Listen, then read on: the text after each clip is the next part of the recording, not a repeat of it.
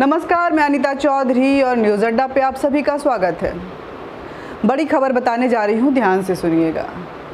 Twitter के टुकड़े टुकड़े गैंग एक बार फिर इस देश में एक दंगा फैलाने की फिराक में थे।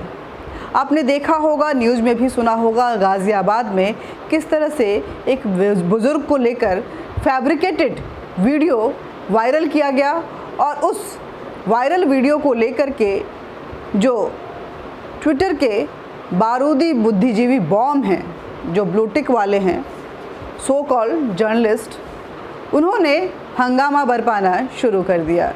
सबा नकवी, राना अयूब और ऐसे कई जर्नलिस्ट जिनको लेकर जो ऐसे ट्विटर पे बॉम्ब बरसाना शुरू किए मानो उस बुज़ुर्ग के साथ कितनी ज़्यादती हो गई। लेकिन जब असली वीडियो आया तो माजरा कुछ और ही निकला। स्वरा भास्कर तो ऐसे निकली, वो उस वीडियो में ऑडियो नहीं था, लेकिन वो शब्द बयां कर रही थी उसके कि देखिए इसमें किस तरह से बताया जा रहा है, किस तरह से बोला जा रहा है और बुजुर्ग बेचारे कितने प्रताड़ित नज़र आ रहे हैं, कितने दुखी हैं। वो सुना रही थी सबको, उनको सारी शब्दें जो हैं, वीडियो में कोई ऑडियो नहीं था लेकिन उनको सारी शब्दें, सारे लाइन्स सुनाई दे रहे थे और उसको नरेट कर रही थी वो ट्विटर पे। इसको लेकर के उत्तर प्रदेश सरकार की तरफ से FIR दर्ज कर दिया गया। ट्विटर सहित 7 ऐसे लोग हैं जिनको नामजद किया गया और जब सच्चाई सामने आई तो ये जो पूरा माजरा था हैरान करने वाला रह गया। ऐसा लगा कि ट्विटर के जो ये ब्लूटिक वाले बारूदी बॉम्ब हैं, जो अपने आप को बुद्धिजीवी कहते हैं, वो फिर एक बार दंगों की फिराक में थे। आप सभी जानते हैं 2022 में उत्तर प्रदेश के इलेक्शन होने हैं, चंद महीने रह गए हैं। कभी राम मंदिर के नाम पे तो कभी हिंदू मुसलमान के नाम पे एक बार फिर अस्थिरता फैलाने की भरसक कोशिश की जा रही है, जिसमें आम आदमी पार्टी भी एक्टिव है, कांग्रेस भी एक्टिव है और इनके सो कॉल्ड जो जर्नलिस्ट हैं, जो इनको बैकबोन देते हैं और जिनकी फंडिंग बाहर से होती है, अरफा खानम, राना अयूब, सबा नकवी, स्वरा भास्कर, ये सब एक साथ एक्टिव हो जाते हैं और फिर उस बुज़ुर्ग को लेकर के ऐसे ट्वीट्स किए जाते हैं कि अगर आप उन ट्वीट्स को पढ़ेंगे तो आपको ऐसा लगेगा, आपके अंदर के गुबार जो हैं वो भड़कने शुरू हो जाएंगे। आप एक बार फिर कॉम्युनल होने शुरू हो जाएंगे और आप एक दूसरे से नफरत करना शुरू कर देंगे। वैसे ट्विटर को लेकर के काफ़ी हंगामा बरपा हुआ है हिंदुस्तान में। ट्विटर पे FIR इसलिए किया गया कि इतने भड़काऊ ट्वीट्स के बावजूद ट्विटर उन ट्वीट्स को ना डिलीट किया, ना कोई नोटिस इन लोगों को भेजा और ना ही कोई एक्शन लिया। ट्विटर जो छोटी छोटी बातों पे संघ संचालक से लेकर के इस देश के उपराष्ट्रपति तक के ट्विटर हैंडल पे वो एक्शन लेता है, उनके ब्लूटिक्स हटाता है, उनको इनएक्टिव करता है। आज ट्विटर इस मसले पे पूरी तरह से चुप्पी साधे हुए था। स्वरा भास्कर के उस भड़काऊ ट्वीट को ट्विटर वायरल होने दे रहा था, लेकिन अगर कंगना रनौत की बात करें तो ट्विटर उन पे एक्शन लेता है, उनको सस्पेंड कर देता है। आखिर ट्विटर की मंशा क्या है? क्या ट्विटर ईस्ट इंडिया कंपनी बन के एक बार फिर इस हिंदुस्तान को अपना गुलाम बनाने की फिराक में है? और अगर ऐसा है तो आखिर ट्विटर के पीछे वो कौन सी ताकतें हैं जो उसको शह दे रही हैं?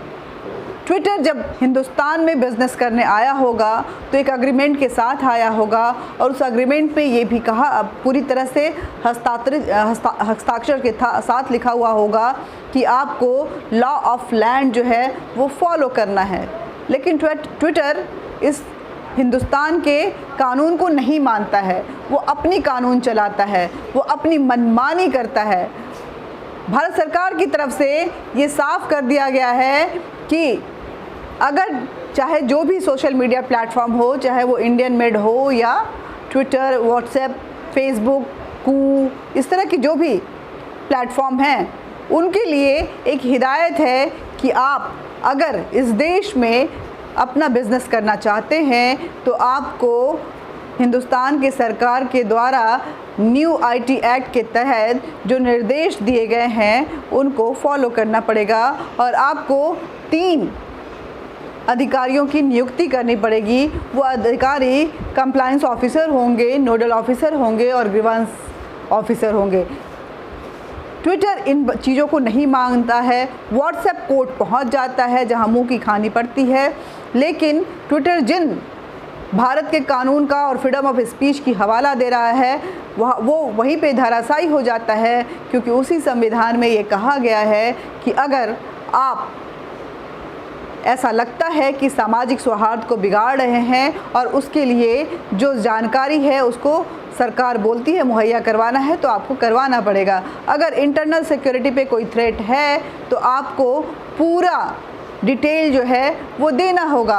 अगर देश की सुरक्षा के साथ कुछ ऐसा लगता है कि खिलवाड़ हो रहा है और सरकार को लगता है कि मुझे पूरी डिटेल चाहिए, तो आपको एंड टू एंड एनक्रिप्ट जो है वो पूरी देनी होंगी। और यही नहीं, अगर किसी व्यक्ति विशेष की सुरक्षा को भी खतरा है, उसके साथ खिलवाड़ हो रहा है, तब भी आपसे डिटेल मांगा जा सकता है और आपको देना पड़ेगा, क्योंकि भारत में कोई भी फंडामेंटल राइट जो है वो एब्सोल्यूट नहीं है। उसको लेकर के वहाँ पे संविधान में विवेचना तो की गई है, लेकिन उसके साथ साथ कुछ दिशा निर्देश भी दिए गए हैं और उस दिशा निर्देश के तहत जब एक हद तक वो फ्रीडम ऑफ स्पीच आता है तो एक्शन लाजमी हो जाता है। यही वजह है कि ट्विटर पे जो एक्शन है वो भारत सरकार के लिए लाजमी हो चुका है। लेकिन हम बात करेंगे इस ट्विटर के टुकड़े टुकड़े गैंग की, जो अपने आप को बुद्धिजीवी बताते हैं, लेकिन वो इंटेलेक्ट बारूदी बम हैं इस सोशल मीडिया प्लेटफॉर्म के। और वो किस तरह से, चाहे आप शाहीन बाग आंदोलन देखें, चाहे फार्मर्स एजिटेशन देखें, या इस तरह के छोटे छोटे कोई भी लिंचिंग को लेकर के, राम मंदिर को लेकर के, हिंदू मुस्लिम को लेकर के, या किसी कानून को लेकर के, ये वो लोग हैं जो मौजूदा सरकार से सिर्फ नफ़रत करना चाहते हैं और समाज में सिर्फ नफ़रत के बीज बोना चाहते हैं। चेहरे आपको वही मिलेंगे, वही लोग, वही स्वरा भास्कर, सवा नकवी, अरफा खानम और बाकी लोग, लेकिन वो मुद्दे जो हैं बार बार बदल जाते हैं। ट्वीट्स उतने ही भड़काऊ होते हैं, जो इनके पोस्ट होते हैं वो आग उगलते हैं, और ट्विटर इनके ऊपर साइलेंट होकर बिना किसी एक्शन के आगे चलता रहता है, जिसमें ऐड भी इंक्लूडेड होता है। ऐड भी इनको मिलते हैं इनके ट्वीट्स को मैक्सिमम जो है वो रिट्वीट और वायरल भी किया जाता है। इनके पोस्ट की शेयरिंग भी ज़बरदस्त होती है, और ट्विटर ये सब जानते हुए कि ये पोस्ट सामाजिक सौहार्द को ख़राब कर सकता है, वायलेंस क्रिएट कर सकता है और इस देश की सुरक्षा में कहीं ना कहीं सेंध मार सकता है, ट्विटर चुप्पे साधे रहता है। और ये चेहरे, जो राना अयूब जैसे चेहरे, वो अरफा खानम जैसे चेहरे, वो स्वरा भास्कर जैसे चेहरे, वो सबा नकवी जैसे चेहरे, वो आशुतोष जैसे चेहरे, वो अजीत अंजुम जैसे चेहरे, वो ऐसे कई नाम हैं, लंबी फहरिस्त है।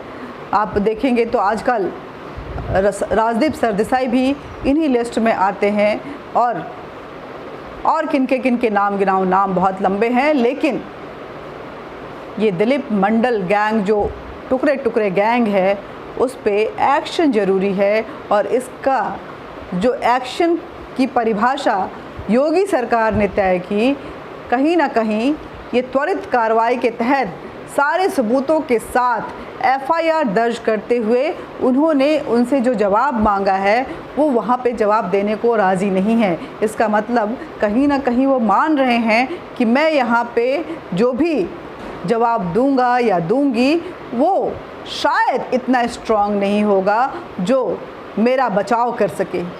और ऐसे में जो भी ट्विटर पे हैं और जो भी भारत के नागरिक हैं, उनको समझने की ज़रूरत है कि इस हिंदू मुसलमान राजनीति से फ़िलहाल बचने की ज़रूरत है, क्योंकि जैसे जैसे यूपी का चुनाव सामने आएगा, नज़दीक आएगा, वहाँ पे ये कार्ड जो है विपक्ष ज़बरदस्त तरीके से खेलेगी।